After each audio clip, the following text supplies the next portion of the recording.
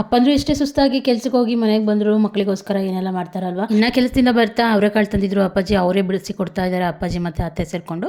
So ಇವತ್ತು ಸಂಜೆಗೆ ಅವರೆಕಾಳು ಸಾಂಬಾರು ಮಾಡೋಣ ಅಂತ ಹೇಳ್ಬಿಟ್ಟು ಇನ್ನು ಟೀ ಮಾಡಿ ಅವ್ರಿಗೂ ಕೊಟ್ಟು ನಾನು ಕುಡಿತಾ ಮಕ್ಳ ಜೊತೆ ಮಾತಾಡಿಕೊಂಡು ಇಲ್ಲಿ ಸಾಂಬಾರು ಮಾಡೋಕ್ಕಂತ ಮಸಾಲೆ ಎಲ್ಲ ರೆಡಿ ಮಾಡ್ತಾ ಇದ್ದೀನಿ. ಸಾಂಬಾರು ಮಾಡೋಕ್ಕೆ ಒಂದು ಮಿಕ್ಸಿ ಜಾರಿಗೆ ಸ್ವಲ್ಪ ಈರುಳ್ಳಿ ಮತ್ತು ಬೆಳ್ಳುಳ್ಳಿ, ಶುಂಠಿ, ಸ್ವಲ್ಪ ಟೊಮೆಟೊ ಹಣ್ಣು, ಸ್ವಲ್ಪ ಕೊಬ್ಬರಿ ಹಾಕ್ಕೊಂಡು ಅದ್ರ ಜೊತೆ ಸ್ವಲ್ಪ ಇಲ್ಲಿ ನಾನು ಖಾರದ ಪುಡಿ ಮತ್ತು ಸಾಂಬಾರು ಪುಡಿ ಮತ್ತು ಚಿಕನ್ ಮಸಾಲ ಮತ್ತು ಸ್ವಲ್ಪ ಗರಂ ಮಸಾಲನ ಹಾಕ್ಕೊಳ್ತಾ ಇದ್ದೀನಿ.